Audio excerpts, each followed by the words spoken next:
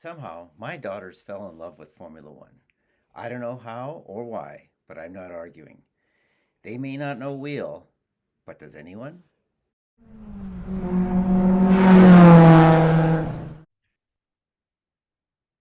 Hi, and welcome to We Don't Know Wheel F1. I'm Anne. And I'm Grace. We're two sisters who freaking love F1. Let's get into it. Miami, I will say, was a surprisingly good race. I feel like it was more entertaining than Baku in terms of like the racing during the race. Much better than Baku. Okay, yes, I think you're right. There was a lot more passing, it felt like. I don't actually know the true numbers on this, but it felt like more. I think that qualifying in Miami was more exciting than the race though. And that's something like Sarah and I talked about this yesterday. I think the qualifyings are seeming much more exciting than the races these days, which is a bit of a bummer. It's just rough when like no one can compete with Red Bull, and then even the cars are still having like a lot of trouble passing. Why are they reducing the DRS zones?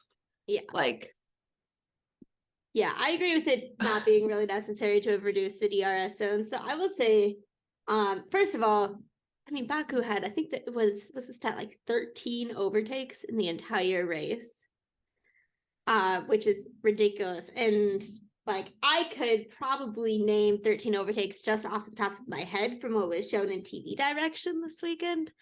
And I like qualifying was so exciting and so like dramatic. That was really fun.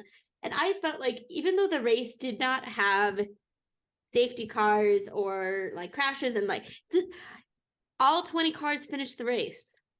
There were no that was DNFs. crazy. I was like, why are you Yeah. doing this to me? But even though that happened, there were a lot of overtakes where there was Max working his way up through the field.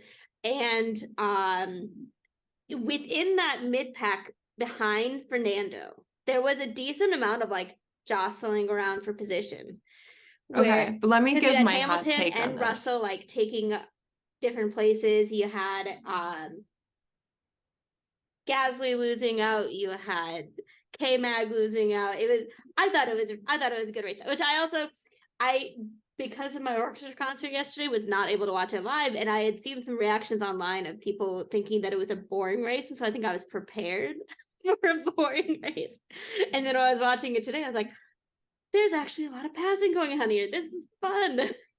So I think my hot take on this is that like the reason why it was more interesting than Baku is because qualifying got essentially like because people were out of place due to qualifying.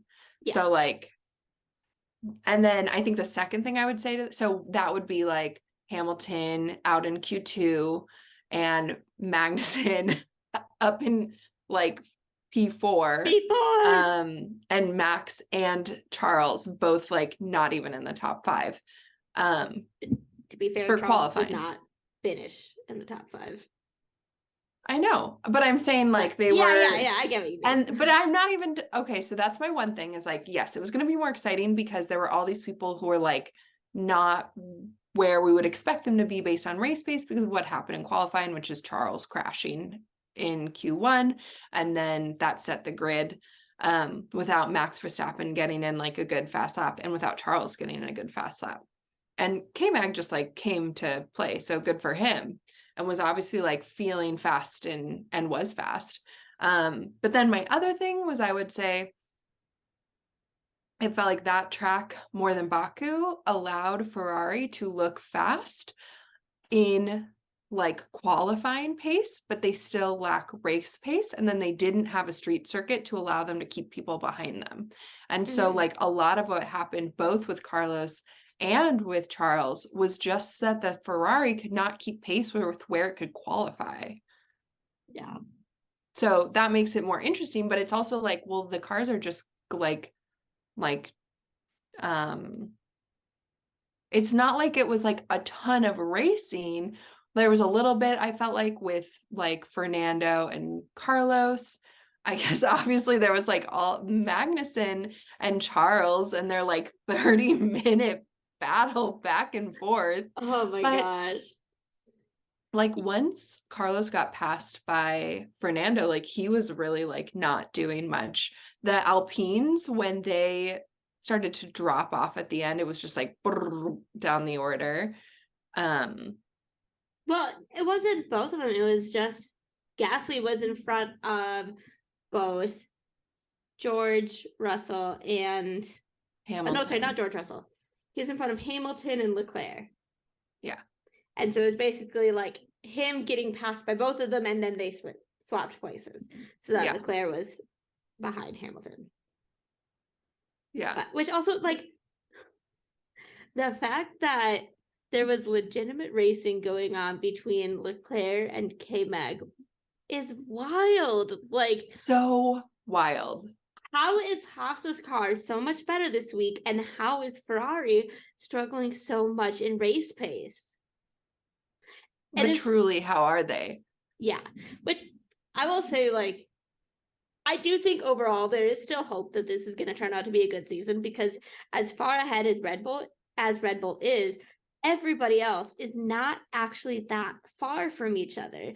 And so that's where you can have weeks where McLaren is looking decent and weeks where Haas is looking decent, and it like you have that swapping around, and I think that's really fun, and I think that's going to make it entertaining throughout the year. I think you're not wrong that I'm going to make the two caveats be Red Bull is on another level, but also I feel like Aston Martin, like if you are looking at the times, like Fernando was like 15 seconds ahead, wasn't he? No, he wasn't at the end. He was like 10. Well, the times look different because of Carlos's penalty. It. But no, it ended up being George and not Carlos. It was George who got fourth. Mm-hmm. I don't remember. I think that there was like I will also say that, like, between them. I think yes, Aston has the edge on both Mercedes and Ferrari, or at least they did this weekend. But at the same time, you still had Lance Stroll, who ended up in 12th. Like, yes. Is Aston Martin that much better than those other teams? Yes, he started 19th, but if they were like close to the level of Red Bull, he should have been up in like 6th by the end of the race. Or is Fernando just killing it? I don't know. Maybe that setup wasn't suiting him. I don't know. But it seems that like to me, the Aston Martin is the only one, and they're still not really keeping up with Red Bull, but they're getting close. At least, like, Fernando's a copy of Red Bull to some degree. Yeah. But and then let's dig into that for 1 second. Not actually, I'm not prepared for that discussion yet of like, how did Aston Martin go from like 9th on the grid to like 2nd on the grid in a single season jump? And honestly, I feel like that's more believable than what, like, the punishments that Red Bull is supposed to have received and the cost cap seem like it's doing zilch for Red Bull. Red Bull's just like, what? Okay, I'll say a couple things, which is first, Christian Horner had some quote over the weekend where he's basically saying like, yeah, we feel like we took a normal step forward over the winter and the other teams just didn't. And which, like, why were they able to take such huge, like, they're saying it's normal, but literally no other team is even close except Aston Martin, which basically directly copied them. Okay, the penalty in terms of wind tunnel and development time, that's not going to really start to impact them until it gets further into the season. And so, Red Bull's bet is like, let's make the absolute best car we can right now and get as far ahead as we can so that even when that starts to impact us, nobody can catch us. And that bet seems to be paying off at the minute. Yeah. It's literally, I don't know, like, and maybe I'd be happier if Checo had won too. But you're just like, it's not, it just begs the question, like, they cheated, they're supposed to get a penalty and they're getting nothing. Yeah. Like, they're doing better than ever. It's coming.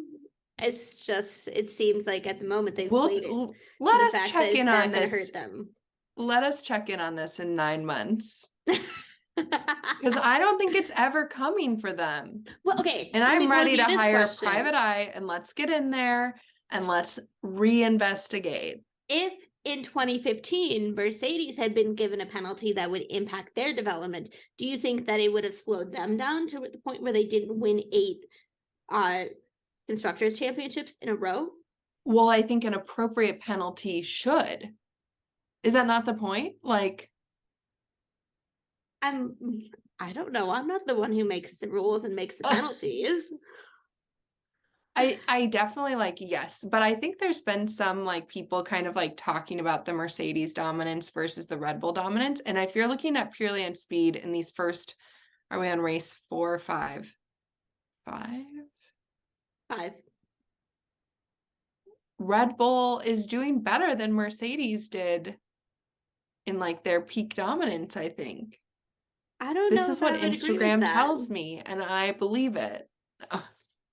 Well, but there are also stats where like there was a season where in the first like 5 races, Mercedes led every lap of every race.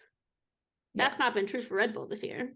No, and I would say to that, like, there was no cost cap then, and Mercedes was like both able to like spend with all the top teams and was like on the right side of like the initial development of the car. So I guess my question is just like, when does the cost cap slow down Red Bull? I have no idea. Yeah, I don't know. Do you do you think are you annoyed of like how is Red Bull just like playing this so it's not impacting them, or do you legitimately think that they are skirting around the rules somehow? Oh, I'm accusing. I'm bringing an accusation. Wait, is that a formal accusation? Do you have a second with that accusation, Grace? Yeah, I'll bring a second.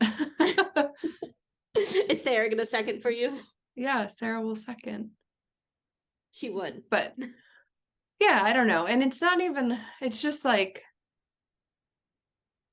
yeah. And I also want more clarification on why they're shortening the DRS zones, because I would agree with that. Yeah. I don't get it. And yeah. Okay, I did you? I will say I understand like last year where I think was it the very first race in Bahrain where Max and Charles were like playing DRS chicken because the DRS was so powerful they wanted to be the one to cross the line behind to get the DRS during the lap. I understand like having a reaction to that, to making sure that it's not so powerful that drivers will like play DRS chicken to get it. But this year we're not having that problem at all. And arguably, like besides Red Bull, the DRS kind of needs to be a little bit more powerful to have good overtakes on the track. At least the way the cars are set up right now. The issue is like Red Bull's DRS is so supercharged and everyone else just has normal DRS. That's what I really want to know. How is Red Bull's DRS so good? What is going on? Someone tell me, make it make sense. And also it's like one of those weird things where you're like, okay, when I think about Mercedes dominance, I'm like, yeah, that's what they've been doing. They developed this forever. So they're like this like well-oiled machine. They like the ideas all make sense. They've got like good quality improvement and they're just like zooming through. And with Mercedes Red Bull's just out of the blue. Like I know they were improving, but I'm like, what happened? I feel like Mercedes and Red Bull dominance are somewhat different in terms of like, even when Mercedes was so dominant, they were dominant by locking out the front row of the grid as often as they possibly could. And just like Hamilton Bottas would zoom off into the distance and everybody else would be like 10, 20, 30 seconds behind them. And then every once in a while, whenever Bottas was like, he got in trouble or he got caught in some sort of crash or a bad pit stop, they cannot make their way through the grid. Right. And this year, Red Bull is not necessarily the best at qualifying. And actually, it's kind of interesting. I think if drivers weren't able to use DRS during qualifying, Red Bull must like have to be even like less dominant in qualifying than they are, and they're not that dominant. Maybe that's where they should get rid of the DRS. Get rid of it in quality. That would be interesting. That would be very interesting. But it's like it's just two very different ways of being dominant, which I find fascinating. It's like how I don't know enough about engineering a car or aerodynamics to understand how cars can like get speed in such different ways and be good at such different things while they're both just like fast cars. Yeah, I know that it's like kind of proprietary information, but because of the way that F1 works, it makes me want to be like, make me a video so I understand why your car is so good, because I want to understand it. Yes. Like I want to get the mechanics of it because it's fascinating. So that's kind of like a bummer. I feel like everything should have to be open source, like, and then you just see like, you know, every season, like how do the teams improve it and make it better, knowing how like the fastest teams have done better the year before. That would be so much more interesting. Like everything should have to be out in the open. Yeah, that would be really interesting. That's actually an open market of ideas. The teams would never in a million years agree to that. They should. They should. Did you hear about the drivers complaining about the opening ceremonies? There was something written about other drivers briefing.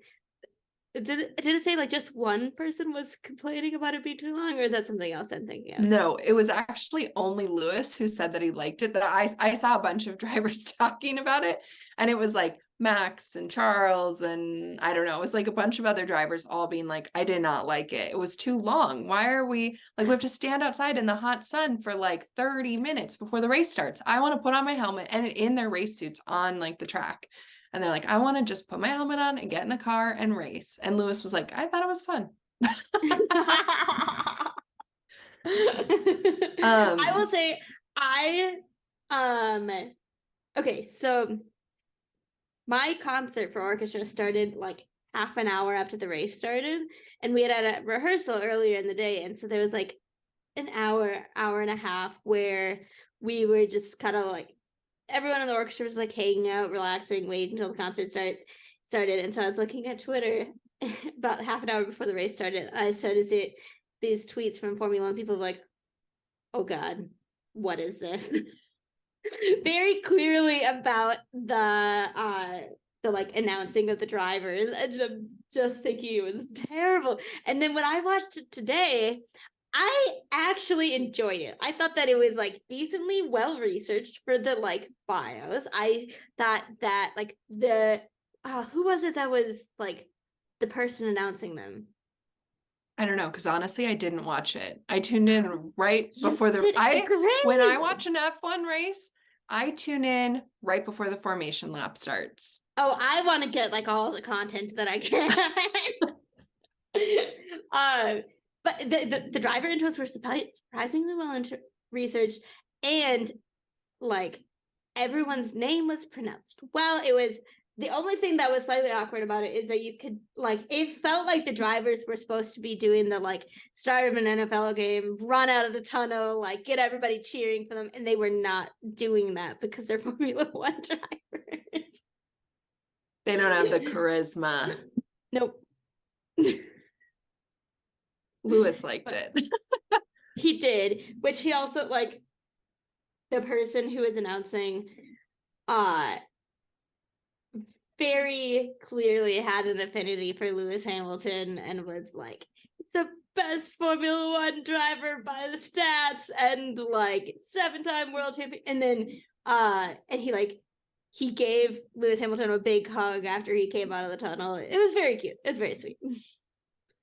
I'm not I hear like it's fun and I get the like concept, but I am also like I can have some space for being like, this is a sport not like the NFL where, you know, like it's a lot more about like headspace, and literally like right before they're supposed to start their race, they're basically like Yeah, that's fair.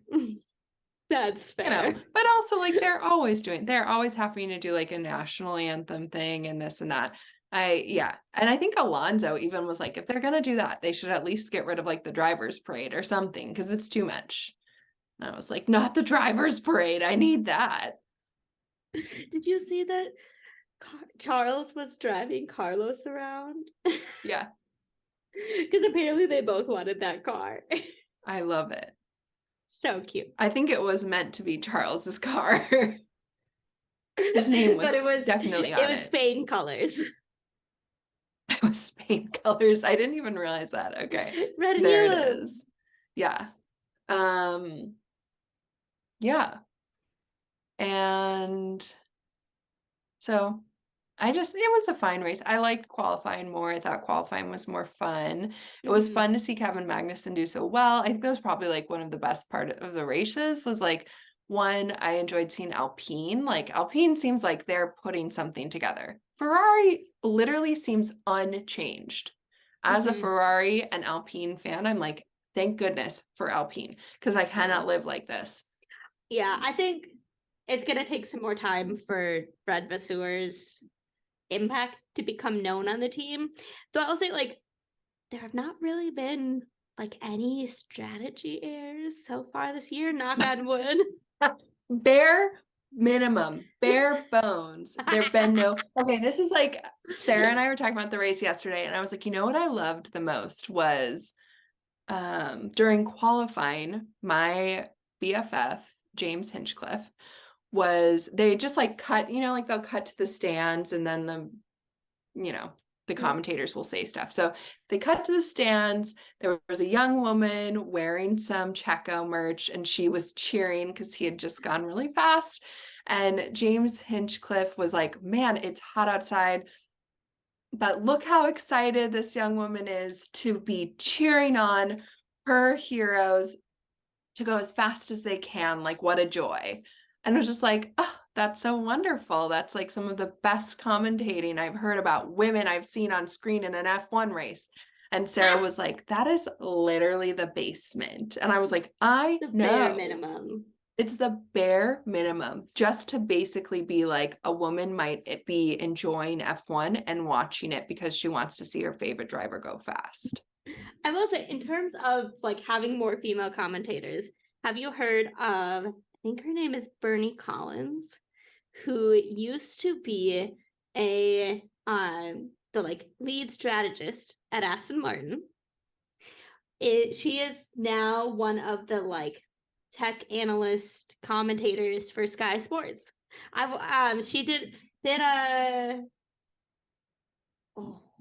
listened to at least one, maybe two podcast episodes with her. I think one was the like Sky Sports kind of like race review of some race podcast. She's excellent. And if we had been, I was about to say we did really watch Sky Sports, but that's just the international version of F1 TV. I don't have the ability to watch Sky Sports. No. I do. But does she commentate on the Sky Sports like channel? Yes, but she is more the like Sam Collins, where like they come in every once in a while. Yeah. See, that's the thing is like, well, here's another idea, and this must exist, and I don't want to do this, but like there have to be people who are like recording their own commentary so that you can like tune in and listen as you watch, which I guess like who are those guys who did like what the F1? WTF1. Yeah, thank you. Don't they do something like a live stream during races or something? Yeah, Matt and Tommy do a live Twitch stream. Yeah, which that would be like fun to like put on a Twitch stream while you watch the race live and like hear some women talk about it. And I guess that's like the guerrilla way of getting there. But I'm also like Liberty Media, just make us a thing. I know we don't. we need a tech expert to join, you know, we need a racing driver. That would also mean that we would both have to be like awake and available for more of the races. Yeah.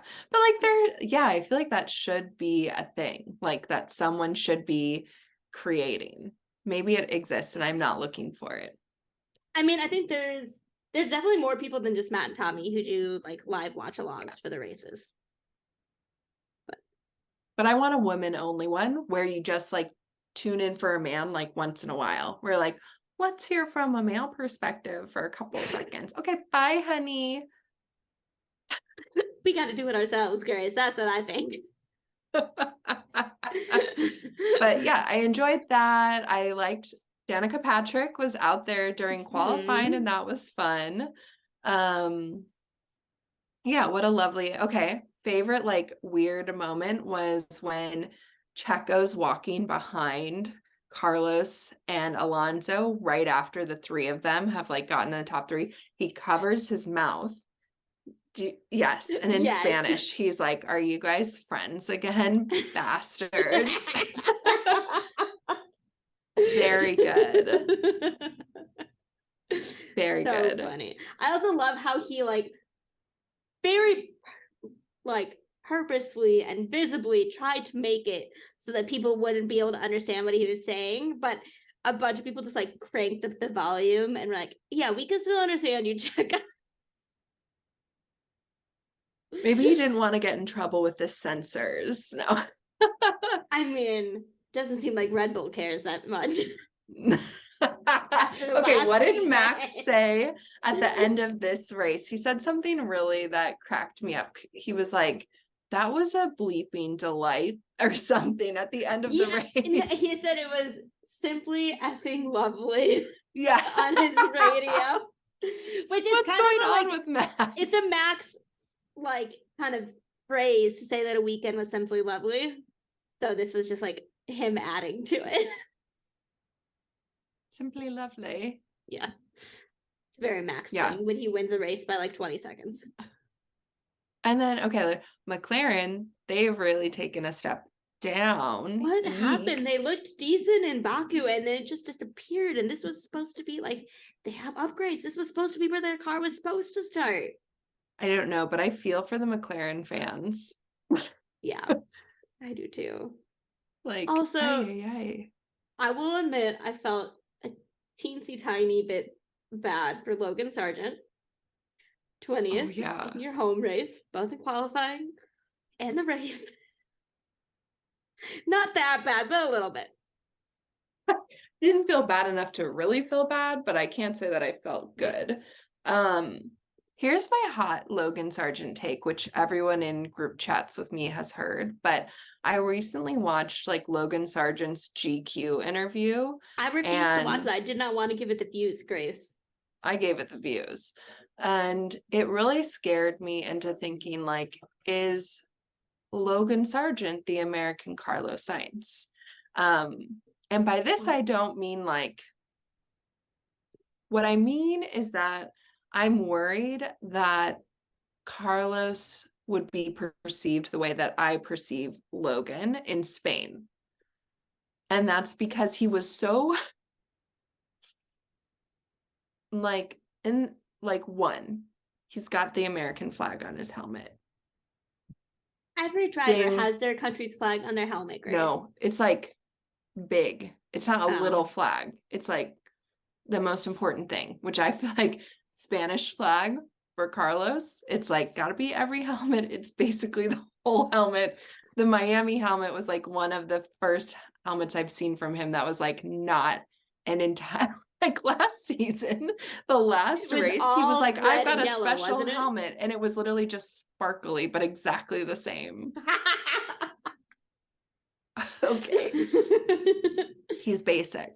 And then he was like, it was supposed to be like his 10 things he has to have with him. Mm-hmm. And one of them was a DVD of The Wolf of Wall Street. And this upset me. What? Yes, The Wolf of Wall Street. And then he was like, I've probably watched this like 6 or 7 times. And I was like, how is that something that you need? I can't. But then that made me think about like how Carlos, and I actually think like most of the guys on the grid, there was an interview they did about like their favorite TV shows, and it was whatever, it's that Spanish show that definitely feels like it's in the vein of The Wolf of Wall Street. It's on Netflix. And it's like the hot. I have no idea. It's the hot show. And it's also something about like money and I don't know. Everyone's talking about it. Let's see if it'll just come up when I say the first show. No. It's like Google knows that I would not be watching this. It's like everyone in F1's favorite TV show. And I saw it. Oh, no.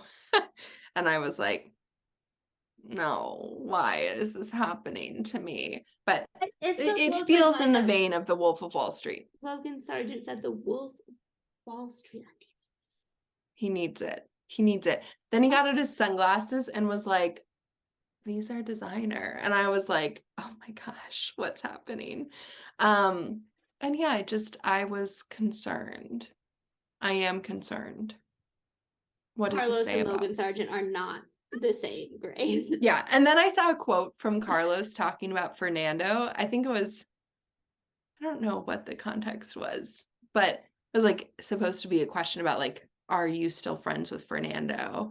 And Carlos was like, if I wasn't driving in F1, I would be cheering for Fernando. But there is a driver on the grid, number 55, and I'm cheering for him. And I was like, this guy is such a weirdo. Of course he's better than Logan Sargent.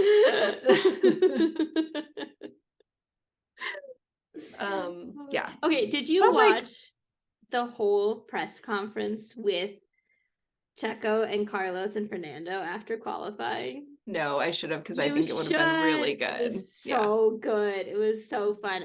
And the best part is one of the first questions after they like each kind of go through their individual interviews is like it's going to all three of them and is essentially asking like, how does it feel to be the first like trio of all Spanish speakers to be together in this press conference? And Checo first asks like, can I answer in Spanish or should I answer in English? And he's like, I'll answer in English. And he does. It's like he gives a lovely, nice answer. And then Fernando is just like, I'm just answering in Spanish. And then he just answers in Spanish. And when Tom Clarkson asks for him for like a translation, he initially says like, well, he made some joke before he started talking in Spanish of like, I won't say anything bad, but I'm going to talk in Spanish. I'm sorry for like the censor. I won't say anything bad. But so Fernando initially jokes that like it wasn't anything bad, and then he like kind of vaguely says a couple of things. But I saw a translation of it afterwards, and it's very sweet. Where the thing that I enjoyed the most is he said something of like, Spanish is the second most spoken language in the world, and like we deserve to be able to speak in Spanish at press conferences. And it was awesome. Yeah. It was really fun. And I was in a way kind of really hoping that the whole prediction that passing would not work at this track was going to hold true. So those would be the top three. It would have been fun. So yeah, I definitely would have been happier if that was true. I also said my bold prediction that Checo is going to be leading the championship. I spoke way too early. Yeah. But I do feel like Checo is on another there was something like right after qualifying when they were interviewing him, I was like, he looks like he's in fighting shape. Like I think I have kind of been like, I don't know, Anne, is he really in a Nico mindset? But now I'm like, okay, Anne's right. He's in a Nico Rosberg mindset. He's here to win the championship and get out. Yes. And I also think even like last year Max started like 14th at Spa and Checo, I think, started first. Max passed Checo on the like 14th lap. This year, like it was only 5 seconds between them at the end. And I also say that like until Max was in the position where he needed to pass Checo, no one put up any sort of real resistance to Max because they just knew that it was inevitable with the DRS that the Red Bull has. And so he was basically able to get close, sail on past them. Whereas if a bunch of them had actually tried to keep him behind a little bit, he might have like had to eat out his tires more, and that just didn't happen at all. And I also think that the medium was a worse tire for Red Bull than they realized, and that hurt Checo too. But Yeah, that's definitely true. I was so bummed because I was like, this is one of the weekends where he's going to be able to like make a dent, which is going to be necessary, because there are going to be weekends, a lot of weekends, where Max is just going to get pole and be faster, and that's just it. Yeah. So, I mean, a bummer. It's definitely still close. Yeah. There's room. We could start sabotaging Max's car. Mom thinks that there should be a conspiracy amongst all of the drivers that each week one of them crashes into Max and takes him out. Oh my gosh. Every week one of them pulls a George and takes out Max Verstappen. Yep. She literally said that at dinner last night. Oh, I love it. She's right, and she should say it. I love that. It's an interesting dichotomy too, because it's like, yes, and I can have a lot of space and room for like, I think Fernando's been really vocal about like just desiring to see more people who are not from the UK competing and winning in Formula One. I mean, Max is Dutch. Yeah, and that's why Fernando likes him, I feel like. Fernando also just likes a chaos driver. He likes an anti-hero. I'm on the dark side. But it is also an interesting dichotomy too, right? Because it's like Spanish is the second most spoken language in the world. So like, I mean, Spanish is also like the language of a colonizer, and that's true too. Totally true. But the more diversity we have in life and in F1 and everything, I think is better. So I'm happy to see more people like speak in Spanish. And I've always enjoyed like when they go to races in like when they have races in Mexico or even like Miami, like I feel like the Spanish speaking drivers will be like, speak to me in Spanish. I want to do this all in Spanish. And I really enjoy that. Like, yeah, do it. That's so fun. Yes. Enjoy. For sure. Live it up. So that's my hot take on that. The TV show that all the F1 boys are into, it's called Money Heist. Doesn't that sound like the Wolf of Wall Street? Yes. But it's set in Spain. Yeah. I have not watched it. Nathan told me that he was gonna watch it. And because he was trying to work on his Spanish. And he was like, I couldn't keep up at all. I had no idea what they're saying. They speak too fast. But yeah. So that's Money Heist. That's my big concern, that Carlos Sainz is actually Logan Sargent dressed up in Spanish clothes. I watched like the same thing but with Alex Albon, and his was much more endearing, and he literally got out his Crocs, and I loved that when he was like, these are my Crocs, the other drivers make fun of me for these, but they're really comfortable and you can just throw them in the washing machine. And I learned thing from about that. Alex Albon is endearing, I think. Yeah we're Alex fans. Oh, so much. Shout out to our listener on YouTube who's also an Alex fan. Helen, we see you. We love you. But yeah, Alec, yeah, I did feel for Logan, although I just still find him kind of like not fun. But like, yeah, it sucks to do not good at your home race. Yeah, I think, yeah. When it comes to Logan, I think both he and kind of everything about how the race is set up in Miami, it's like they show the parts about the US that I don't enjoy. Talk about that more. Well, it's like he's so like rich, and Florida is doing so many things politically that I just like do not agree with. Get And into the human rights violations this weekend. where do you want to start, Grace? I mean, even How about voter suppression? suppression? As a teacher, just the restrictions that are being put on teachers in Florida schools, I think it's wrong. But that plus the corporate money side of America, and also being in like, it sometimes it feels like people from outside of the US, when they think of the US, they think of just like rich Hollywood celebrities. And it's like, it's not representative of what life is actually like for so many Americans. It's annoying that like we get this perception, or that like that's what our country is like. But anyways. Yeah. And I think to be I want to add a yes, and that like Americans have many perceptions of other countries that are, stereotypes. And that's a bummer. I mean, too. that's totally fair. That's totally fair. It's just, to me personally, I think it's a bummer that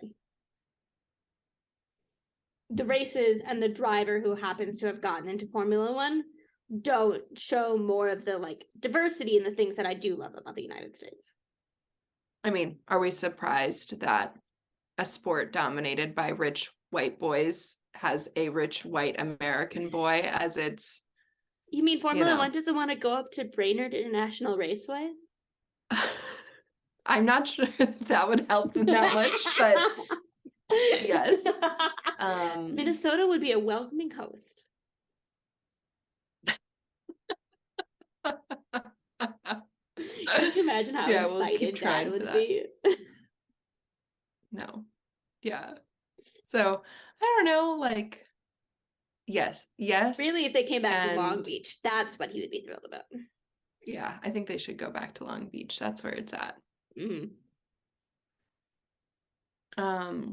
Well, yeah. So that was not the most spicy weekend, but I enjoyed it. Speaking of poor not Charles, spicy, I guess we haven't spoken about that at all. Like, Charles just had it rough. Yeah. Before we get into Charles, I will say, sorry. I had a thought that I don't want to forget, which is that I feel like the relationship between Max and Checo, as they've been fighting so closely, has, at least publicly, been way better than I thought it would be, where it seems like for the most part they've both been respecting. We're like, yeah, I had some bad luck and my teammate did well, or you know what, my teammate was just faster than me this weekend. Both from Max and from Checo, so that's been nice to see. They had to get Yost out of there. Oh, for a second I was thinking Yost Capito, the old Stop it, Anne. No, Yost, Max's dad. Yost, like, bad energy. I don't think I've seen him at He's races a bad energy recently. man. But both Kelly Piquet and Checo's wife, Carola, were both there this weekend. But did you see the clip of Checo greeting his wife after the race, after their qualifying? Yes, that was very sweet. That's sweet. That was sweet. I liked it. I think I posted on the We Don't Know Wheel F1 Instagram. Oh no, I tried to, but I couldn't. So, whoops. Sorry. Follow us at We Don't Know Wheel F1 on Instagram to see me repost. Fire on the daily. Yeah, I'm trying. Supposedly you have to post every day, which just sounds like a living nightmare, but I'm going to give it my best shot. You're doing great. Oh, let's talk some quick fashion this week. Okay, one, Lewis Hamilton. No. Blow right past. Poor Charles. He's had it rough. He's always got it rough. The man's got a life of depression. I'm sorry. I feel for him. I got a good therapist. Miami song yet? No. Yeah, he released one after Miami, right? Yeah, I think it's out now, but I have not listened to it. Yeah, I haven't either. I don't need any more depression songs in my life. I have enough. No, I feel for him. I really do. But I'm also like, if you had a good therapist, she would be helping you realize that you need to go to a different Formula One team. No.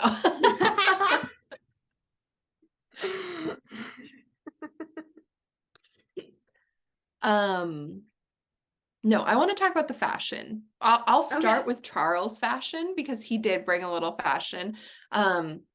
Race day, I believe it was, he wore these kind of like baggy pants. I'm really loving the boys getting back into baggy pants. Like, I mean, when has no Lewis more ever not skinny been into baggy jeans. pants? Yeah, that's because Lewis is fashion, babe. But like the boys are starting. It used to be like Lewis and Pierre were the only two who weren't wearing like the tightest skinny jeans you've ever seen.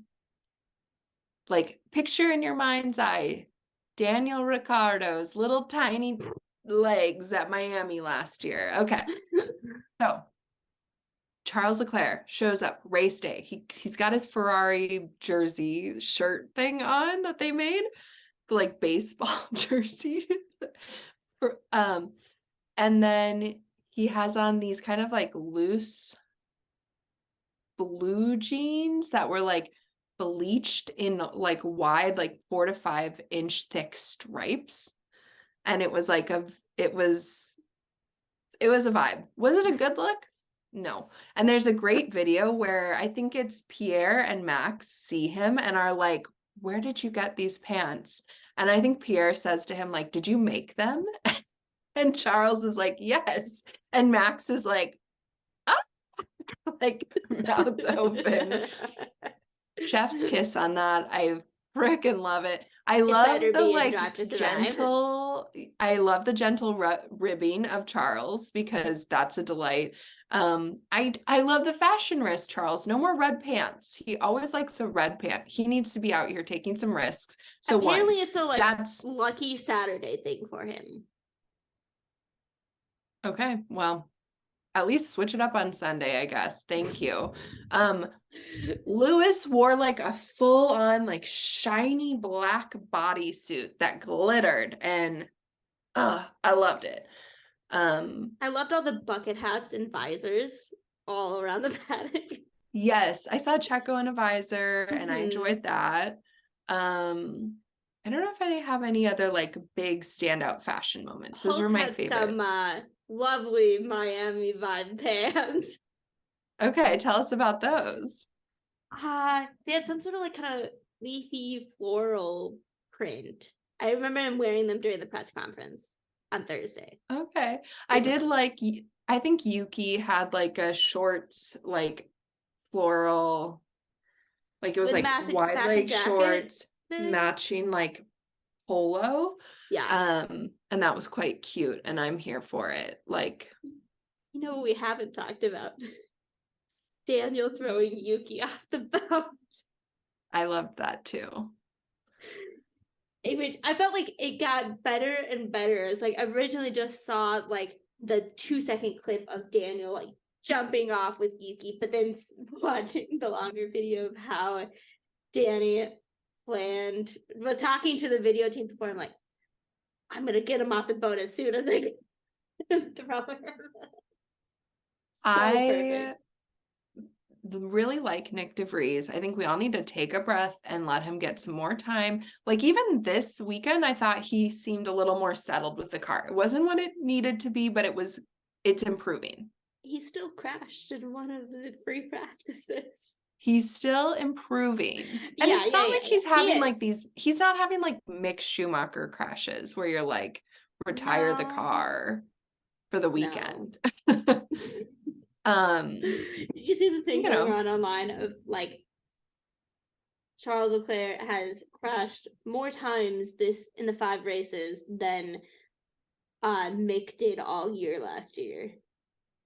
Yeah, but again, I want to point out like the important part here is the amount of damage to the car. Yes.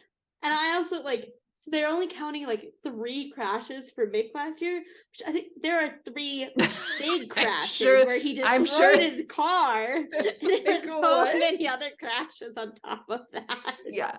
So, but I want to add this caveat of I'm here for Nick. I don't want Red Bull to get rid of him. Yeah. Give him some time. Let him find his feet. But I saw something today saying that if Nick gets kicked out of AlphaTauri, Danny's going to take a spot. eyes on I the do toe. not believe it at all. No, absolutely not. Because Me and why would Lawson Danny take want to his take spot. that car again? I don't think it's necessarily about Danny not wanting to take the car. I don't think Red Bull want to put him in that car, and I don't think Danny wants to be back on the grid yet. I think he wants more time. Well, I do think so, but my hot take was going to be I do really, really love the idea of Danny and Yuki as teammates. They'd be so fun. I think it would be very good. So fun. So it's my exciting take there. Can you imagine what Drive to Survive would do if Danny ends up taking Nick's seat? After the 5-minute goodbye montage for him. Yeah. Oh. Anyways. Well, to give a quick rundown, as I said I would, about human rights in Florida. One, there are issues with voters' rights. Two, there are issues with freedom of the press. Three, there are obviously, like Anne was talking about, issues with free speech because teachers cannot teach accurate content. There's issues with the way health, in America as a whole, we don't have universal healthcare access. We have some of the worst maternal health outcomes in the developed world because of this, and a multitude of other issues. And Florida in particular has more significant restrictions on abortion compared to a lot of states. Mm-hmm. And just and more restrictions even on access to any sort of maternal health care. Mm-hmm. Or reproductive health care. But and I'll say, as a teacher, the Don't Say Gay bill is not just oh, kindergarten teachers should not have books in their classroom that talk specifically about same-sex couples. It's been expanded for older kids too, so it's going to impact what's able to be taught in sex ed classes. It's going to I used to teach AP psychology, and human development and sexuality was a part of the curriculum, and so those kids in Florida are not going to be receiving the same education in their AP psychology classes as any other kids throughout the United States who are taking AP psychology. Yeah. Gotta love Florida. So, don't think that we get off easy. We're right in that same boat. But yeah. Oh, okay, here's my last hot take of the race. I am just loving Fernando Alonso's little sweetness. He's such a little honey these days. Did He's you so see kind. when he complimented Lance? Yes. Move on. I don't remember who Lance was overtaking. Yeah. I love. Yeah. I'm here Very for sweet. Fernando. And I want to say two things. One, Fernando was it's hard to Fernando, I think, has definitely been a butthole in his career many times. Not all the time, but many times. And I want to have the video you sent on Instagram talking about, I think it was Fernando's and Hamilton's one of their first seasons together, where Fernando, his position in the race gets taken, or from qualifying gets taken away because he had deliberately impeded Hamilton from the ability to set another lap. I could not, I've never heard of that situation before. It was wild. And also what a completely Fernando Alonso move. Yeah, I mean, on the one hand, it's that's such a jerky thing to do, but it's also really good strategy. And in F1, it's you don't know until you try. If that also, works, there was nothing written saying that should not be allowed. Formula One basically decided just after the fact, we're not going to let you do this.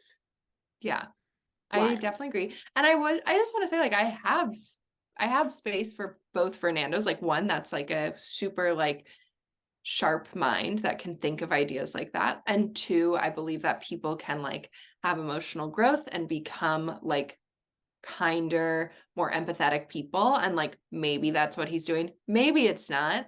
It made me think about like, I saw a video with Daniel Ricciardo being asked about Fernando Alonso and Taylor Swift. And Daniel was like, that's absolutely not true. And here's why. Fernando only thinks about racing. He loves racing. They would have nothing to talk about. And I'm obsessed with that response because it's nothing to do with like the reality of like, could this happen? But just straight up like, actually, Fernando's literally only interested in racing. And to me, that's the most like real response. Like that's seems so true. Like his most obsessed with racing. Recent serious girlfriend was a TV racing commentator. Yeah, obsessed. Oh man! Also, did you see a video of Anne Hathaway seeing Daniel Ricciardo at the Met Gala? I saw it and I posted it on our Instagram. Oh, so fun! I posted on our Instagram. It was great too because she had a real like Mia Thermopolis look going, Princess of Genovia, and you see her just lean over to Daniel and be like, I'm a huge F1 fan. And he's like, oh, thank you. It's like very cute. Very sweet. Yeah. Oh, okay. Last hot take. I'm really excited that the F1 Academy is like hopefully going some places. It looks like next year they're going to be with the F1 like calendar. And they're getting their own documentary series, and I'm really excited. In both weekends when they've been racing, the like either like pre-race or pre-qualifying show on F1 TV has not only mentioned them but gone through like some of the things that have been happening in their weekend and who's won, and like I think that is a positive sign. I mean, and I will repeat, as I said, I trust Susie Wolf to like get the best for these women. Anne has intrinsic trust in Susie Wolf. I'm not going to say that because I'm maybe a little bit more of a realist in this situation, but I'm really, really hopeful. And you know what it made me think of? I watched part of the post-race show because I don't know, I had time. I don't know why you don't usually watch the post-race show, Grace. I'm a busy woman. You didn't watch it this week, I bet, because you were too busy. I have not had a chance to yet. It was the reserve from McLaren. Who is that? Seemed like a lovely man. I have no idea. I don't know. Because there would have been Oscar Piastri. I was thinking like, it's not Oscar Piastri. Oh wait, no, it would not have been Oscar Piastri, but I'm saying he's reserved for Alpine. I have no idea who McLaren's No, this year's I know. reserve. I know. I have no idea. Sorry guys, I don't know who it was, but it made me think like, oh, when the F1 Academy is with the Formula One calendar, it's gonna have so many opportunities for those drivers to get exposure and get to like come on shows like that and kind of chit chat with the like and get people to get excited about what they're doing. And I'm really excited for that because I think like half the battle is just getting showing which and it's more Jamie than Chadwick that did it a couple times last year. And was she at Williams reserve? She's still technically at Williams reserve. Okay, she's just also doing the IndyCar Light, whatever you want to call it. Busy lady. Always. Oh, okay, wait, last thing, so sorry. Ferrari did a collab with Puma that's like a Ferrari Puma fashion collab, and they made a video for Instagram that says it's like designed to honor women in racing, and literally it's a musician, it's Carlos Sainz's girlfriend, and then it's one woman who does like motorsport commentary. I think she actually does F1 commentary. But like, what just happened? What a nightmare. It's Like, I have nothing against Issa, but it's supposed to be Anne's on a first women name basis with her. I don't know her last name. I don't remember. Hernandez. Hernandez. But it's supposed to be women in motorsport, and there's so many other people that could have gotten involved who are like, who have careers working in motorsport, which is different it's not than a great being look. a girlfriend of someone who's a driver.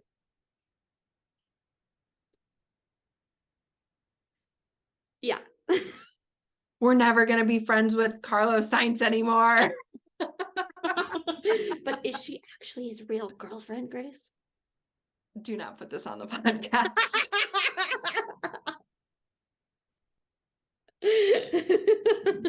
We're not touching this. We're not a WAG podcast.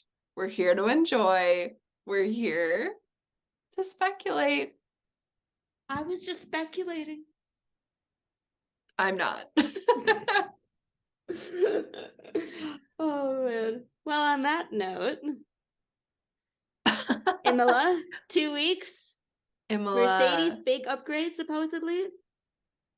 Will Ferrari, what are they gonna do? Come on. I don't know.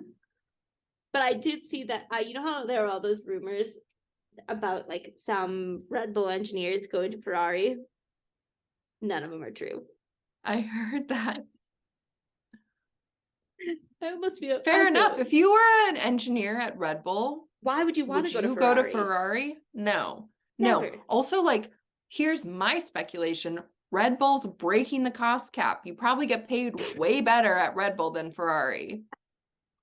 I bet you that Ferrari is one of those places where they're like, we actually pay very little because you get the prestige of working at Ferrari. Working at Ferrari is a calling. It's not a job. Yeah. I bet that's exactly what it's like. Working at a magnet hospital actually means that we get to pay you 25% less than any other hospital would pay you. Working at a private school where we give our kids a Christian education is a calling. So we're going to pay you 20% less. I'm sure that's how they treat the drivers too. Just kidding. Obviously they don't. Well, Imola, 2 weeks. Imola, don't worry. We'll bring you some baby. Italian human rights violations. Excellent. I really don't know anything about that. So it's time to really either. start researching. Maybe when we get to Silverstone, I could tell you some things, but before then. Did you watch any of the coronation this weekend, Grace? No, absolutely not. But I do know that Katy Perry attended and was asked to sing. Why do I know this? Don't ask. What a strange little world we live in. Like, that I actually enjoyed. I was like, what an odd request, but go off. No, this morning, I am not a royal supporter. I'm not a monarchist. In my US history class, I was showing CNN 10, which is a like 10-minute news clip designed for middle schoolers and high schoolers. And the first like probably 3 or 4 minutes was about the coronation. And they showed, there was like a half a second snippet where you could see Katy Perry, my freshman, like saw it and we're like, wait, was that Katy Perry? Yes, I was right there with them. Backed up so you can actually see if it was her. She was unmissable. US history class. Apparently, she like wandered around looking for her assigned seat for quite a while. Oh, love it. Yeah. So, but yeah, Imola, I think that's going to be lovely. Mm-hmm. Is Imola the Temple of Speed? That's Monza. Ugh.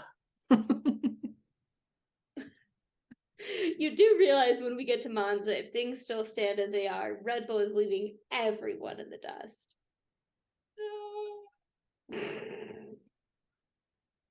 Do you think that all of this is just like Ferrari has saved all its money to try and upgrade just for Monaco? I do think that Monaco is legitimately the best chance they have of winning this year.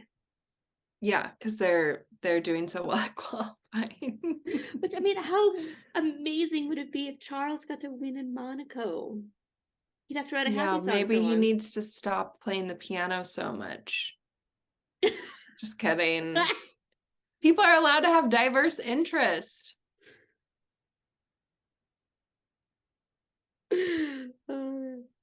Okay. Yeah, tune in to hear our hot takes about Imola. Yeah. Thanks for listening. Like, subscribe, share with your friends. We're on Apple Podcasts now. Exciting stuff. Follow us on Instagram. We don't know Wheel F1. Check out my favorite F1 stuff on the Insta. There's some excellent content on there. If you want weirder stuff, check out the Tumblr. All right, well, thanks for joining us, everybody. Thanks. Bye.